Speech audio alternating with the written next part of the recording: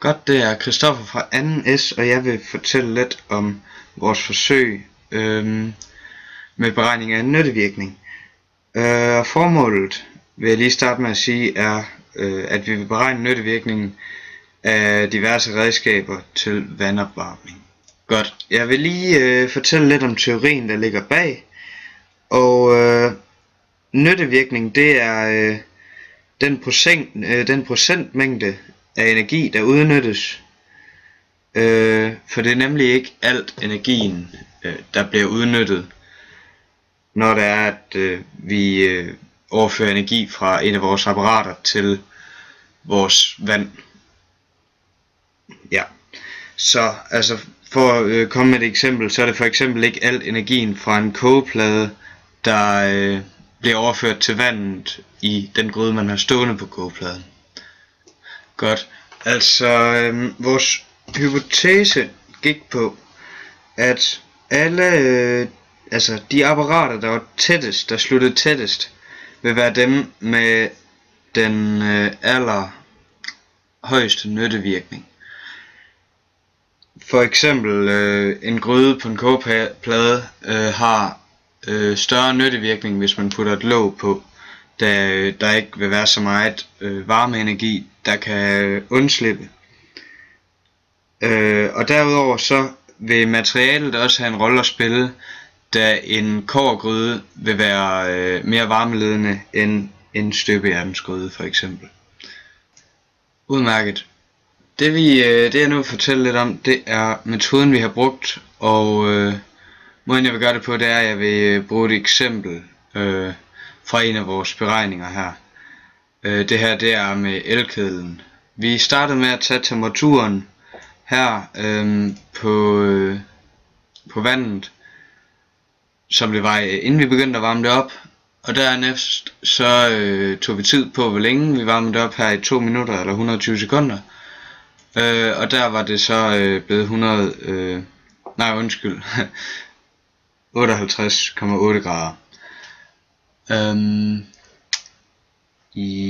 Måden man beregner nyttevirkningen på, det er ved at tage E nyttig, altså den energi der bliver brugt, og dividere den med den tilførte energi, altså den energi for eksempel kogepladen har givet til ens gryde med vand i. For at regne E tilført ud, tager vi og siger effekten gange tiden i sekunder, og effekten den måles i watt, som er det samme som joule i sekundet, og den har vi målt til 1778 watt. Så vores udregning kommer hernede. E tilført er lige med P gange T, som så bliver til 1778 ganget med 120 sekunder. Her går her går sekunder ud med joule, så dermed bliver resultatets enhed i joule som her, og vi får altså 213,36 joule, som er den energi, der er blevet tilført. Og jeg har lige rullet lidt ned her. For at udregne den mængde energi, vi har overført til vandet, tager vi massen af vandet, som i vores tilfælde er 1 kilo, og ganger det med vandets varmekapacitet, som er en konstant, og som vi så også ganger med temperaturforskellen, som vi så udregner, altså fra vores herop starttemperatur til sluttemperatur, og det bliver så til 36,8 graders temperaturforskel. Og udregningen kan vi se her, 1 kilo vand gange vandets varmekapacitet gange 36,8 grader. Og her går kilo ud med hinanden, og Celsius går ud med hinanden, så det er 4,18 kJ gange 36,8, og det bliver så 154 kJ. Godt så. Nu kan vi udregne vores nyttevirkning, og det gør vi så ved at dividere de her to tal her, og vi får 0,72, og det er så rundt op til, så ganger man det så med 100 for at få procenten, og det er altså rundt op til 72,1%. Så det vil sige, at vores nyttevirkning er på 72,1%, og det er dermed den mængde energi, der bliver overført til vores vand. Så her har vi en oversigt over vores tre apparater.